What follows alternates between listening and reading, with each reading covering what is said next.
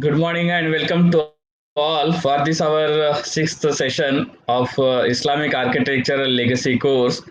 And I humbly request to Nasrin Madam, please continue our today's session.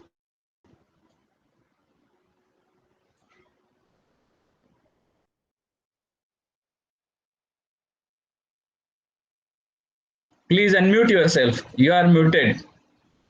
Please unmute. Nasrin Madam, please unmute yourself. Yes, sir. Yes, sir. Yeah. Can you see my screen? Yeah. Yes.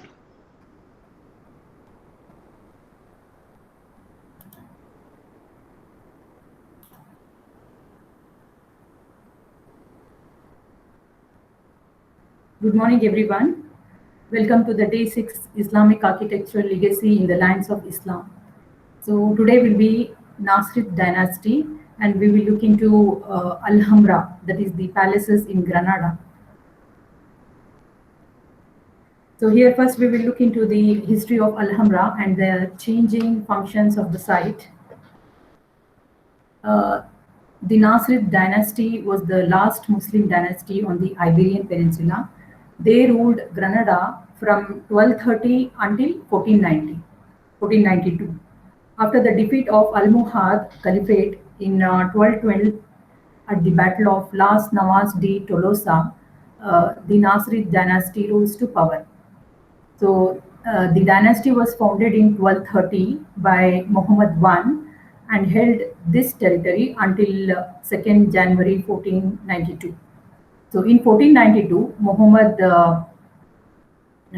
12 surrendered all Nasrid lands to King Ferdinand II, and he was from Aragon, and Queen Isabella I from Castile. So today, evidence of the Nasrid dynasty stands chiefly in the form of Alhambra palace complex. So changing functions of the site, the buildings at the Alhambra have a long history of construction, a complex series of additions, subtractions, reworkings, replacements, and changing functions and adaptive reuses. The main development of the site had already taken during the late 14th century in terms of its Muslim history. So after Christian reconquest in 1492, the Catholic monarchs, that is Ferdinand and Isabella, sought to preserve the site, making it part of royal patrimony. They took over the leadership, the ownership of the site in that year. But by 1870, the Alhambra was in such a state of disrepair that the jurisdiction of the site passed from crown to state, at which point it became a national patrimony. There is still a history of changing ownership that we need to consider. Each of these layers, additions, and interventions has had an impact on the shape of the appearance of the palaces and gardens at the Alhambra, and have also contributed to the site's continued existence. So here you can see the Castile and Aragon. The Nasrid's demise was caused by several factors, including the acute political crisis in the Maghreb and the union of Christian kingdoms, that is, this Castile and Aragon, through the marriage of Ferdinand and Isabella in 1469. Uh, uh, the mission of this union was the expulsion of Muslims from the Iberian Peninsula. So this here you can see Nasrid Kingdom. This is Granada. So here are the palaces of Alhambra, what we are talking now. So let's understand a little bit of historical context of Al-Andalus. So this one we already touched this part during our day 2 session when we were looking into Mosque of Cordoba, Umayyad dynasty. Okay, so here Al-Andalus. So here you can see the dark gray color. It is the influence of Islam, influence of Muslim rulers. And after this was the Christian territory. So by Here the Arab forces, just we will recap this historical context again. Arab forces arrived in the Iberian Peninsula in the 8th century and expanded control over territories against the Visigoths and other Christian forces along their northern border. So by the 11th century, this border began to be pushed back by the Christian forces, who stopped and began to reverse the process of Arab expansion, increasing the territories in their favor. So here you can see how the Muslim influence has reduced. Almost in the Al-Andalus, the Christian influence was again started. And this was the reverse of growth of Islamic dynasties. Here you can recap that we discussed about the Cordoba, Seville, and this was the Guadalquivir River. So here, by the mid 13th century, cities like Seville and Cordoba were retaken by Christian forces, and Muslim control over the peninsula was ultimately limited to the territory to the far south, that is the city of Granada as its capital. So in order to maintain their position, the rulers of the Nasrid dynasty paid tribute to the Christian forces as a way of maintaining political equilibrium. Almost in 1942, termination of Nasrid rule in Spain ended the almost 800 years of Islamic presence in this Iberian Peninsula. So here we'll understand a few useful terms. Medina means a city or town. We have understood this in previous class. Then General Life means it's architect's garden. Was the summer palace and country estate of the Nasrid rulers of the Emirate of Granada in Al-Andalus. Then Mukarnas, we have come across this Mukarnas in several buildings, and we are very well versed to this Mukarnas. And just to recap, it's a form of ornamented vaulting in Islamic architecture, sometimes called honeycomb vaulting or stalactite vaulting.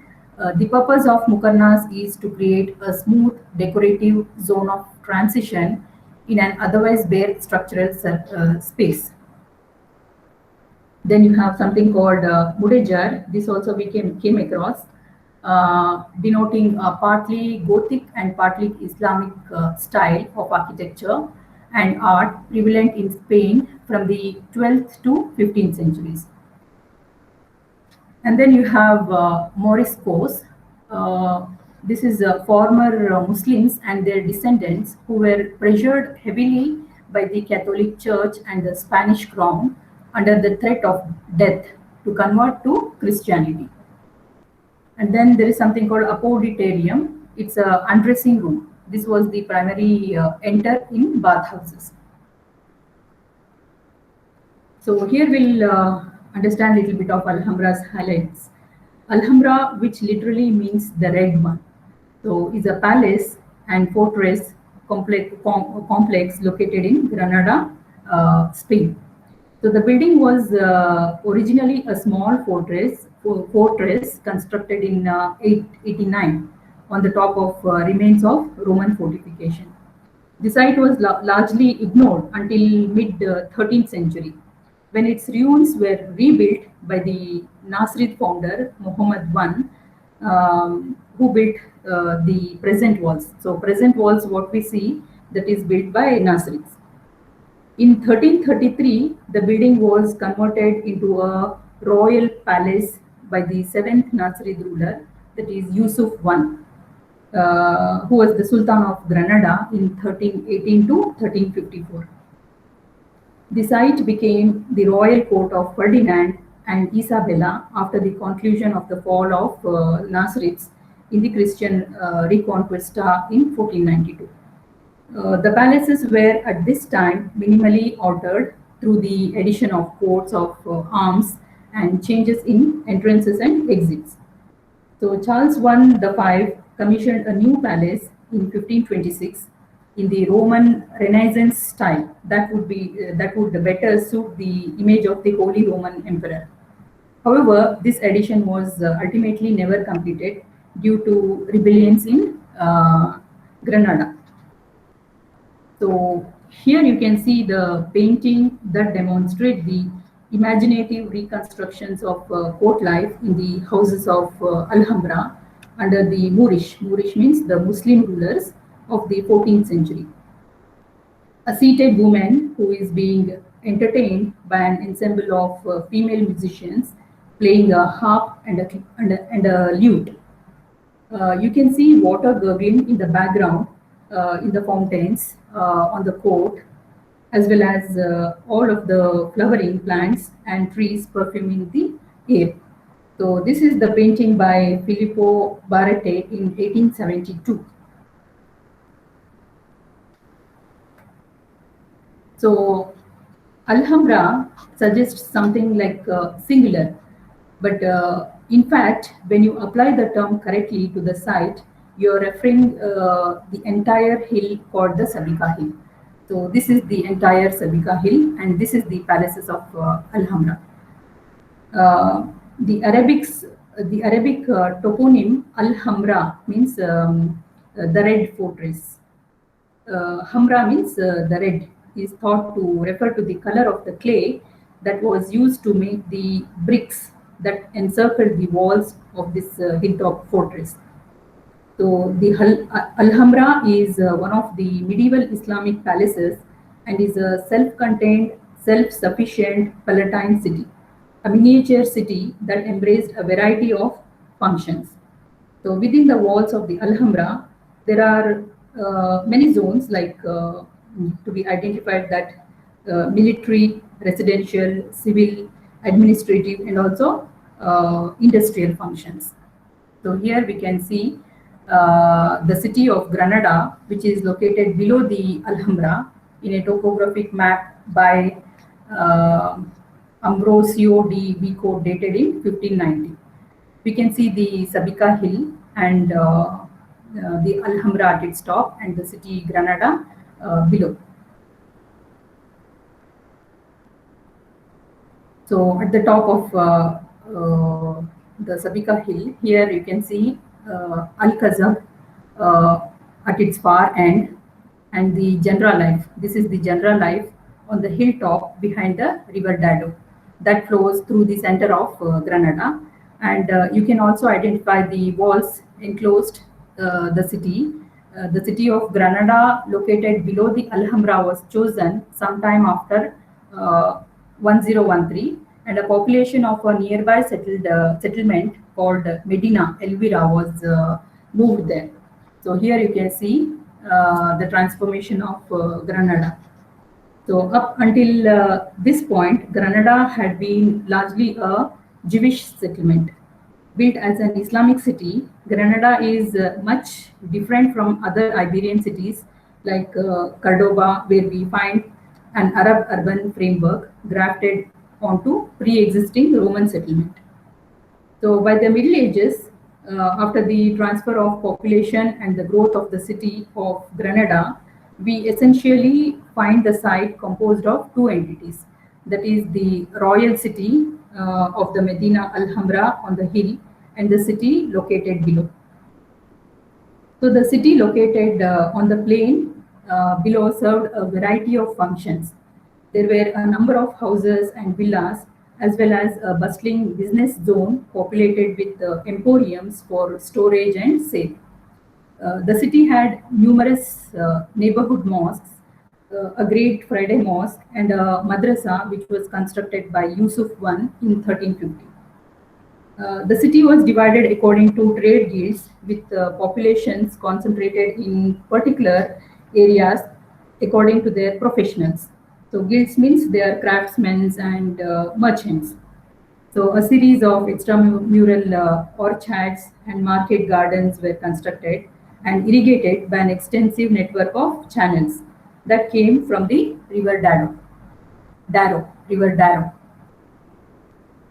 So here you can see Al-Qasaba, which housed the Sultan's elite guard. So here, this one, Al-Qasba, comprising barracks, stables, and service areas. Along the northern side of the site, there was a series of palaces and gardens, and that were built to maximize the view of the site plain below. Altogether, there were seven separate palaces built at this site during Nasrid's period. So behind the palaces, there is a third component which we cannot see here in the map.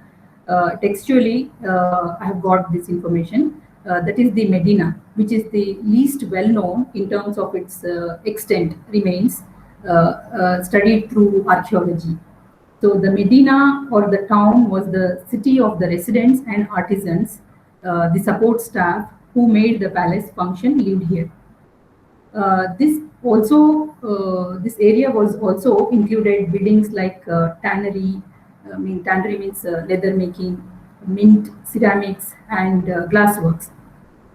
Here, the administrative and commercial activities exclusive to the court took place. So all of these components are combined together on the hilltop, with each zone subdivided by streets, thoroughfares, gates, and also walls. Discrete functions are located at particular sides of the hill, and the passage between the separate zones was carefully monitored and controlled by the network of streets, gates, and walls. So here we can understand the structure called General Life, an important element which was another palace built by the Nasrids, but outside the hilltop side of the Alhambra. So here you can see it is outside of the, uh, it is on the hilltop, but it is outside the fortress. So the General Life comprised a series of pavilions and buildings that were connected to planted axial gardens, fountains, and water channels. This functioned as an extramural site for the Nasrid rulers to occupy during the summer months. The General Life was built on the hilltop behind and also overlooking the Alhambra. So this was the only place in the vicinity from which the interior of the Alhambra could be observed. So this contrasts sharply to the experience of the palace from below. So from the city of Granada, the palace does not reveal any sense of what is happening inside the walls. So here topography is used strategically at the Alhambra to enhance the capacity of the palaces to offer views of the interior and beyond the walls of the landscape below. So here we can understand the aqueduct. The only difficulty imposed by the topography and the exploitation of the site had to do with its water supply. So the hilltop site presents many problems in terms of furnishing its water. So in 1273, this problem was finally resolved by the construction of aqueduct across the depression linking the Sabika hill to the hill behind. So this allowed water to flow directly to the site of the Alhambra with the aqueduct protected at either end by two watchtowers. The aqueduct facilitated the urbanization of the site, an engineering project crucial to its future development. In order to bring water to the aqueduct, a series of channels, reservoirs, sluices, and water wheels were required. So these transferred water from the River Darro at a higher elevation behind the hill to the aqueduct and then to the Alhambra. So water flows through the site from the top to the bottom areas, which enabled people to live there and for gardens to be planted. So here, Al-Kazaba, this is located in the western tip of the Sabika hill and is triangular in shape. This is the site reserved for the garrison, Sultan's guard and his army, as well as barracks and stables. So this is the zone that has the longest construction history, dating back to the 11th century. So it's a robust form with strong towers, gives no sense of what is happening inside or even how one might enter inside. So the triangular component is connected to the palaces through a thick wall composed of rubble that was then faced with cut stone and brick encircling the entire site. So in this part of the session, we will focus on two palaces. We will first look into the Palace of Commerce, built by Yusuf and finished by his son Muhammad V. And then we will explore the Palace of Lions, built beside the Palace of Commerce by Muhammad V in 1370s. So here, this is the Palace of Commerce, and this is the Palace of Lions. So the Commerce Palace was the official residence of the Sultan. And Yusuf I ordered the architects to build it and adorn it in an exquisite way. Although he probably did not see the final result, as several inscriptions affirm that his son Muhammad V was responsible for it. So it is separated from Al-Qasaba by a series of open courtyards and buildings that culminated in the Palace of Commerce, so the seat of the ruler and his court. The palace includes several rooms surrounding the court of myrtles. These rooms have galleries with porticos at each end. So from the Al-Qasaba, if you come straight, you will get this Palace of Commerce. Here you can see the plan of Palace of Commerce.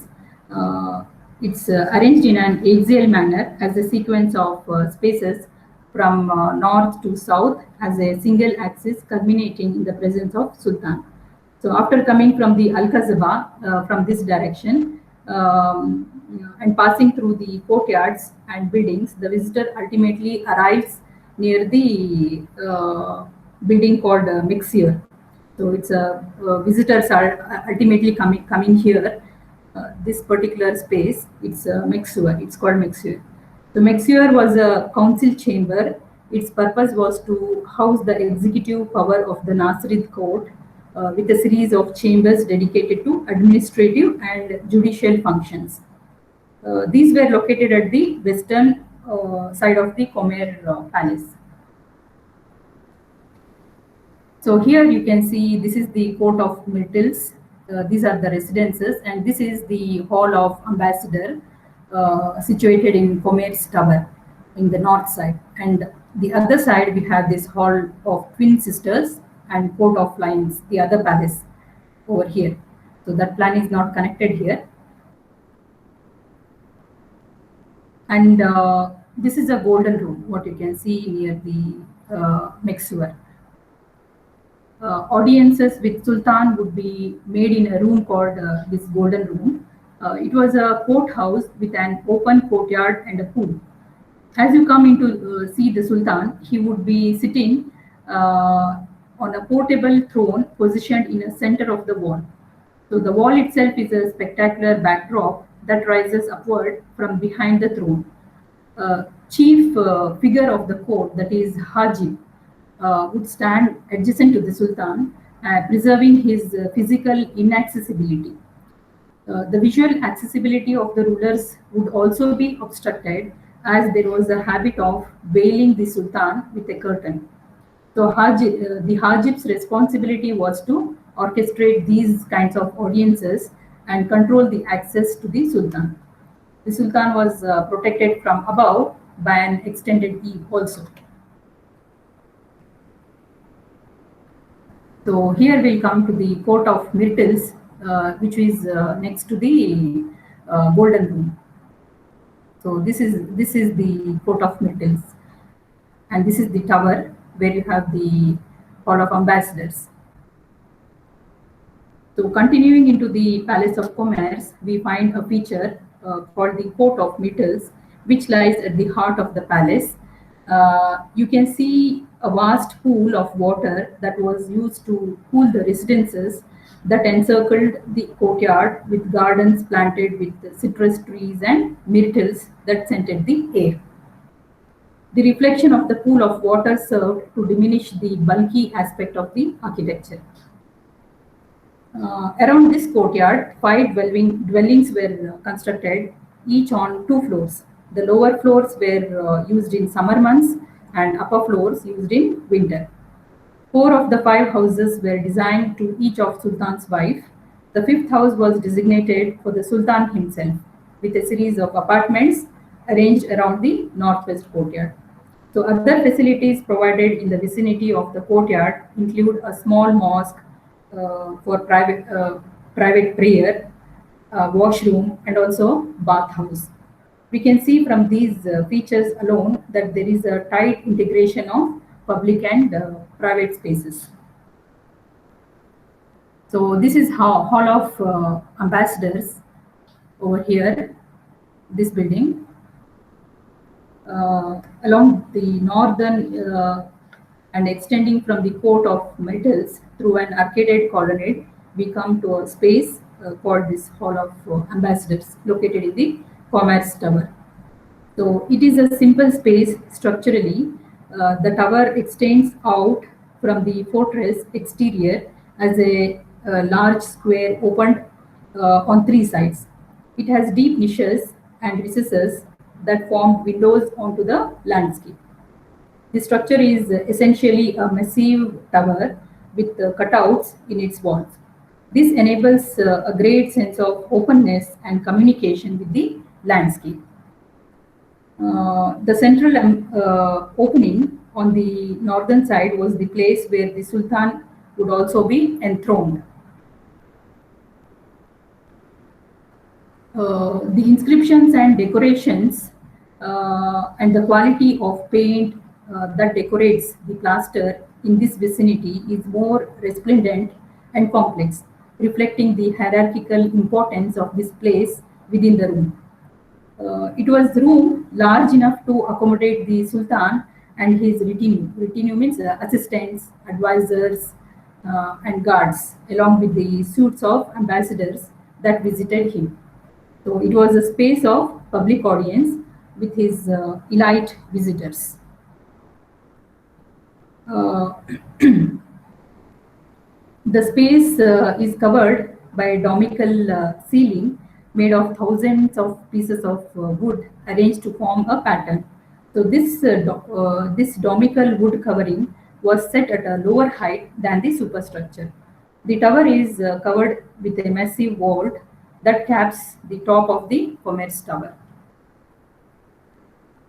So the wooden ceiling is a schematic representation of the seven heavens of Muslim cosmology, with the idea that culminating point of the seven heavens stands below the throne of God. So here, all of the ambassadors, the floor tiles, this was achieved by the position of a series of blue and white tiles on the floor, with the tiles at the center of the room bearing Nasrid's motto. The motto was Wala Ghalib ila Allah. That means there is no conqueror but God. So having tiles on the floor with the name of God on them meant that no one could stand on them. So coming to the Commerce Palace bathhouse, this is another feature of the building was the amenity of a bath built in a subterranean space adjacent to the Palace of Commerce. So this was an extensive underground annex that communicated originally with the court, with the first room being the apoditarium, arranged in a two-story form with ornate columns that was then succeeded by a group of cold and hot rooms. So here you can see all these cold and hot rooms and the bathhouses. So the luxury of water, the bath itself dependent on the provision of running water here. An abundance of water was supplied through the aqueduct. Complex hydraulic systems were developed to support the availability of water, not only for the gardens and pools and water features, but for the baths as well. So like all the other components of the Palace of Commerce, there is an extensive application of decoration also here. The decoration is composed mostly of cut and colored tiles, and some of them also had inscriptions. So coming to the Palace of Lions highlights, The Palace of Lions was built by Muhammad V in 1370s into the early 1380s. This was built at a point in time when Muhammad V's craftsmen were completing the redecoration of Palace of Commerce built by his father. From the layout of the plan, it is evident that it is quite different than the Commerce Palace. So here, the architect arranged the components of the architecture around a courtyard composed of two intersecting axes, north-south and east-west. We also see an arcaded courtyard built around the open air space at the center. This open air courtyard combined a number of features, including intersecting waterways, central pool supported on the backs of 12 lions, hence the name. So it's actually here. Hence the name as Palace of Lions. Projecting from the west and the east, this is west and the east, small kiosks or pavilions that extend out from the line of the arcade into the open air courtyard. So another significant difference between Palace of Commerce and this Palace of Lions is that it was not intended for permanent occupation. So Palace of Commerce was for permanent, and here it is just for entertainment and just for a temporary stay.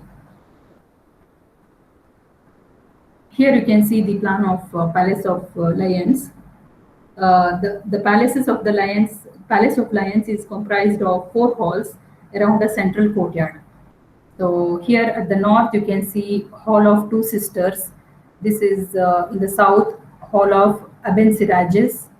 Then you have in the west Hall of Mukarnas. In the east you have Hall of the Kings.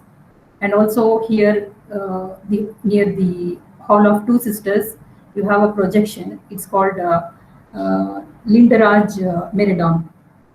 So these 4 halls were used for the purpose of entertainment, with the Hall of the Two Sisters doubling as a temporary residential unit over here. So coming to the Court of the Lions, taking a closer look at this courtyard in the Palace of Lions, we can see how it is divided into 4 parts. By a cross axial paved pathway with small water channel cut into them that feed water to the central fountain. So this is that central fountain. So this fountain is a 14th century basin supported on the backs of 12 sculpted lions. Originally, the beds arranged in the quadrants of the courtyard were sunken gardens cut to about 1 meter below the water channels that link the fountain to the 4 halls. So now you can see the level difference is very less, maybe just around 1 step down. But earlier it was like 1 meter down. So the palace residents would have entered the courtyard and walked along the pathways while looking into the down in the gardens. All around the courtyard are tall, slender arcades supported on the thin columns, grouped in pairs or sometimes individual, single columns. Rising from these columns are tall, rounded arches that lead up to the roof line with the entire surfaces covered in complex systems of carved stucco and different kinds of ornaments. The effect of infinite seamless space is enhanced by the carving that appears on the walls of the facades here. So this enhances the impression of interpenetrating forms through their incredibly plastic molded surfaces. The relief surfaces of carved plaster show different kinds of rhythmic lines, which make sharp contrasts between solid and void, light and dark.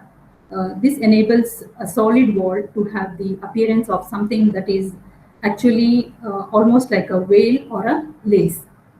So this creates a kind of optical illusion in some surface surfaces through the play of light and shade, making them appear as though they are actually pierced or perforated screens. So coming to the Hall of the Mukarnas and Hall of the Kings, uh, the western and eastern sides of the courtyard uh, open directly onto the arcade by a series of doorways. These are too large to be actually closed by any permanent features. In the case of Hall of the Kings, we can see how it is composed of an alternating sequences of squares and rectangles that are then bridged by transverse arches. From the interior, looking towards the north, it appears as a series of receding planes, each one festooned, covered with the carved plaster ornament, and also mukarna features along the top. So you can see mukarnas even in the arches over here.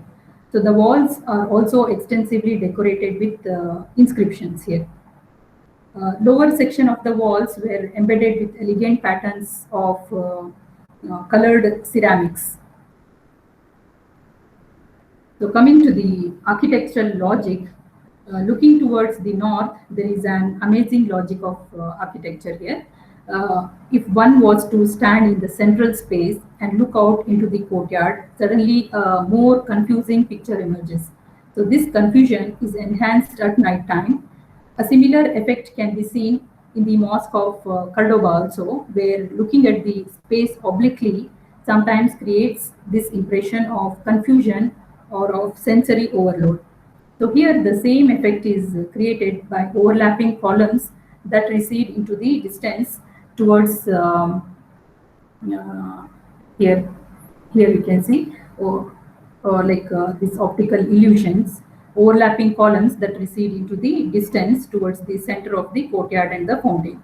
So these spaces were probably used for temporary occupation, where the Sultan had his companions would come from the Commerce palace to compose and listen to poetry, music, singing, and also enjoy a good feast. So Hall of the Two Sisters and Hall of Abencerrages. To the north and south of the Court of the Lions, we find these halls. These are much larger components than those rooms what we see in the east and west. Each hall is composed of square surmounted by a dome with communicating chambers arranged around them. In the Hall of the Two Sisters, the central squared space with adjacent ancillary spaces led further towards the north to an enclosed chamber that culminated in a projecting chamber. So there was also a water channel, as you can see here, that originated from the small pool at the center of the Hall of the Two Sisters. So unlike the Hall of the Mukarnas and the Hall of the Kings, the entry doors are narrower and could be closed during periods of limited occupancy. So here the dome that rises above the Hall of the Two Sisters and the Hall of Abencerrages have extraordinary acoustic properties. This explains why they were suitable as sites of musical performance. So coming to the construction of the dome, this dome is constructed from 5,000 or more pieces of carved plasters. Each plaster unit with a different surface form a degree of concavity. The individual cells were joined together in circles of reducing diameter to form a dome. So the individual cells create the impression of numerous smaller domes nested inside the principal dome. So here you can see the walls. The walls below the dome are equally decorated with festooned, that is adoring with stalactite, honeycomb forms, and carved plaster surfaces of biomorphic vegetal components. The walls also include inscriptions There is an amazing concentration of detail in this space, as we have seen in the Hall of the Kings. Like all of the spaces in the Palace of Lions, the Hall of the Two Sisters has its place in a sequence of rooms that unfolded before the visitor as they moved through these extraordinary, opulent, and ornamented spaces. So this creates a feeling climax as one ultimately reached the Sultan's presence. So here the lower walls of the Alhambra are covered in colored tile mosaics, and the upper walls are carved stucco. Some of the ceilings are made of carved wood and plaster. The ornamentation is provided through a geometric framework, usually based on star shapes, polygons. This creates a veneer on the surface covering the true form. The meanings of architectural form and ornamental decoration are often anchored and explained through inscriptions. Here you can see the upper walls which are carved of stucco. Optics of ornament. Patterns engage and capture the eye, forcing the viewer to become absorbed in an attempt to understand the inscription and also geometrical forms here. In this way, the viewer is constantly called upon to make sense of and attend to the surfaces of the walls. Because of the optical illusions created through ornament, it is unclear which form is punctured or solid, with stucco appearing almost like a lace. This creates a complicated viewing experience and the work of making sense of what is actually being seen. So, how are the underlying geometric structures composed?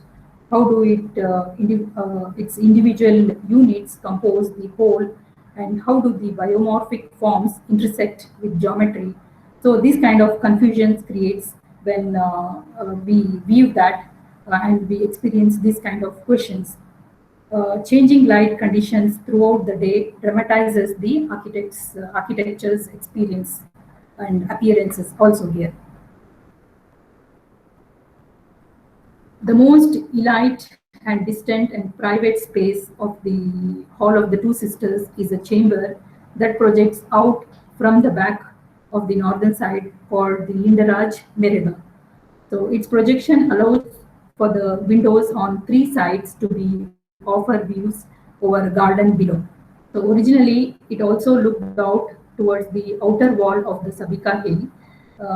The Mirador is a weaving platform. It's like a weaving platform. It was a space where the Sultan, with his most selected friends, could look out on the gardens and beyond the palace walls. The inscriptions on the walls liken the Lindaraja Mirador to an eye, and it describes the Sultan as its pupil. The Mirador could only see when the Sultan occupied this particular space. Poems are carved in stucco around the Mirador's interior. When the poem speaks of a garden, it is referring not only to the gardens below, but to the whole of the Palace of Lions. The entire Palace of the Lions was likened to a garden. The Mirador's relationship to the palace is also described like bodily terms. That is, the palace cannot only be thought of as a garden, but like a human body. So the Mirador is to the palace what the eye is to the body. This is how they relate it to the body. Here at the Nasrid Fort, poets recited poems on particular feasts, days in the Muslim calendar, as well as during weddings, circumcisions, and ad hoc social gatherings, where people would assemble to relax, discuss literature, and listen to music. There are around 31 inscriptions, 25 of them were only the poetries. So there is a high concentration of literary inscriptions on the walls, and many of them make references to the walls which they adorn. Many of the poems were written by three viziers who served under Muhammad V, that is Ibn Jayyab, Ibn al-Khatib, and Ibn Zamrak. So some of the poems use the third eyes person, that is he or she, and some of them use first person, that is I. And this is an anthropomorphizing device. It allows the inanimate walls to take the human capacities like speech. The tone of the building's inscription are boastful, flaunting its many wonders. Some inscriptions also use the first person plural voice, we. This is always used as the voice of God. So there are also strategic excerpts from the Quran placed throughout the palace in addition to the Nasrid's motto. So Nasrid's motto was, there is no conqueror but God. There are also blessings and benedictions which echo throughout the building. Phrases appearing frequently create a litany of pious statements echoing throughout the building.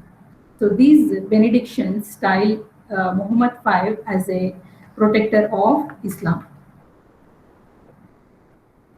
So coming to the historical context, the union of the Christian kingdom of Castile and Aragon occurred with the marriage of Ferdinand and Isabella in 1469, which resulted in the reunification of the larger part of the Christian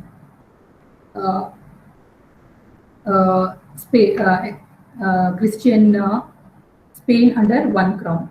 So though there had been a relatively peaceful relation between Christians and Muslims, and also with Jews on the Iberian Peninsula, Ferdinand and Isabella launched a holy war against the Nasrid kingdoms of Granada in 1482. This was spurred on not only by political ambition, but also by the promise of economic gain. The dream of universal Christian empire under Spanish control was initiated under Ferdinand and Isabella and grew and lived on until Holy Roman Emperor Charles V, Ferdinand's grandson, who died in 1556. Granada was surrendered to the Christians in 1492. So, Alhambra, under the Christian control, Ferdinand and Isabella designated the Alhambra as a royal residence. They made it part of the royal patrimony and maintained it as a symbol of Christian reconquest. The palace was protected with its own garrison and warden. This concept continued under Queen John. She is the daughter of Ferdinand and Isabella. So Charles V entered Granada in 1526. Between 1528 and 33, there were several rooms added to the Nasrid palaces, as well as Christian images, symbols grafted on the walls and inserted into niches. If you visit the palace today, you will find Nasrid ornaments on the walls, but also occasionally grafting of the crown of Castile and Aragon, as well as representations of the Virgin and Christ child embedded on the walls. An Italian trained painter, that is Pietro Maccuca, was selected for the job with the project overseen by the governor of the Alhambra. In order for the palace to be constructed, a series of modifications were made to the two Nasrid palaces, which included the creation of new circular pattern. Original doorways and windows were suppressed and filled in with new doorways and windows being opened up. The major effect of the new palace was the ways in which it physically dominated the Nasrid palaces, built on a high point in the terrain. It follows a strict geometry of a circle enclosed by a square with parade grounds to its west and east. Everything about its design, including its choice of materials and Renaissance vocabulary of columns and arches, was intended to provide a further point of contrast between it and the Nasrid palaces to make a statement about Christian rule. Each palace embodies cultural ideas about power and status and expresses them through their individual forms. So, coming to the final thoughts, the palace built by Charles V formed a set of contrasts to the Nasrid palaces through the architectural vocabulary chosen for its execution, which was a classicizing style based on Roman precedents. So this style was entirely suited to the ambitions of the Holy Roman Emperor Charles V, who wanted to be the leader of the entire Christian world. This monument made references to the architecture of the Rome and the classical period. So this is in itself an intuitive point, as not long before the Gothic church was added to the very core of the former Great Mosque of Cordoba.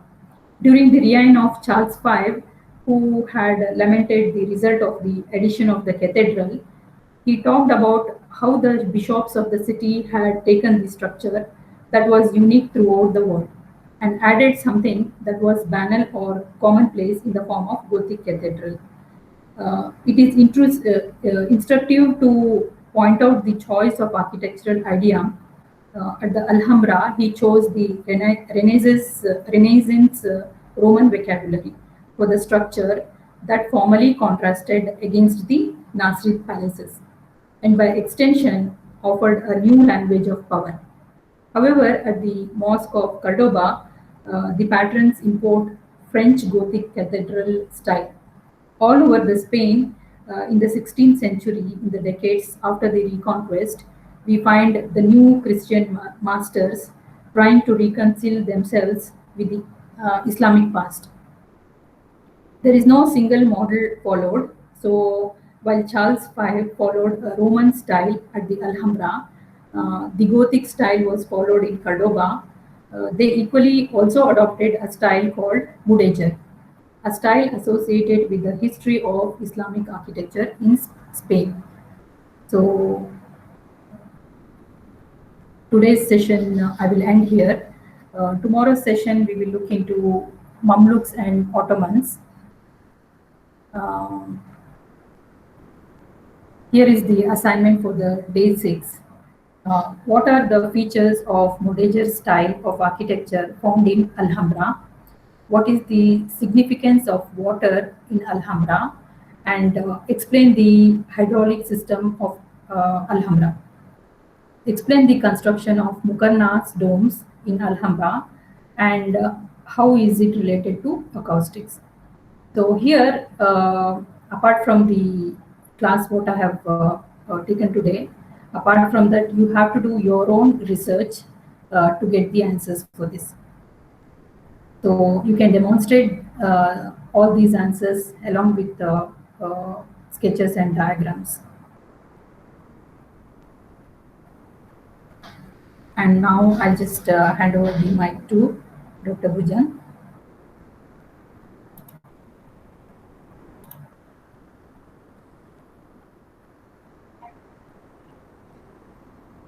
Yes, thank you. Thanks a lot. If there are any questions, then please welcome. यहाँ पर chat box में भी कुछ है, उसे भी जरूर देखें. Okay, sir. What is the meaning of apoditra? मेरा बीच में नेटवर्क कट हो गया था, तो Okay, sir. Apoditra means it's a changing room. When you enter into the bath house, usually like a quiet room where you can keep your clothes, you can change your dress, something like that. Yeah, changing room basically, yeah. Those stars on bathhouse are patterns or openings. The ceilings, what you, it is the ceiling what you're talking on the bathhouse, right? So that is star-shaped openings in the ceiling.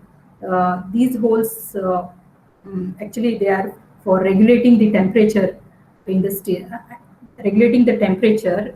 It is having cold room, warm room, hot room, something like that in those bathhouses.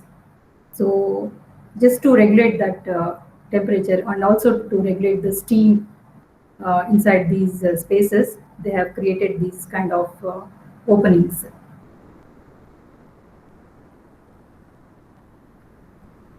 A renowned boxer, Muhammad Ali, is the only person to have his name on the wall and not on the floor of the Hollywood Chamber of Commerce because his name cites the name of Prophet Muhammad, peace be upon him. So, isn't having a last name on the floor disrespectful even though it is not intended to be stepped on? Actually, they have made something like a barricade so that nobody will enter there. They have actually the motto of Nasrids. They have everywhere on the walls, even on the floor. In many spaces, they have given this. I think more than 5,000 times they have repeated their mottos everywhere.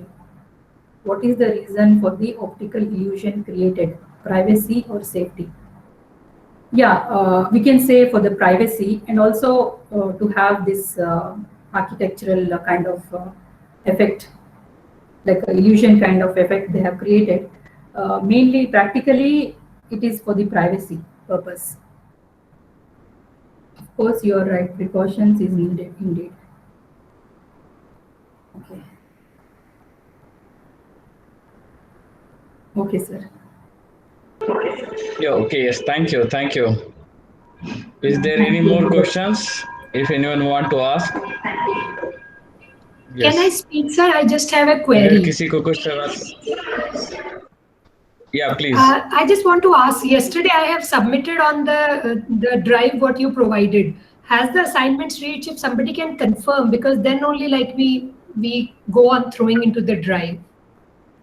Okay, I have seen, but I don't remember the names right now. Malak has submitted. Miss Manisha, I will check yours, okay? And then, Please. as far as I remember, Malak has submitted. I remember. I will check and I will let you know. Okay, I don't remember the names. I've gone through the assignments, but I don't remember the names. So I will just write the names in the WhatsApp group. Thank you. Yeah, one humble request to all of you that those who have the problems to upload the PDF files in Drive, then because on my personal WhatsApp number, some of the scholars send the message regarding that.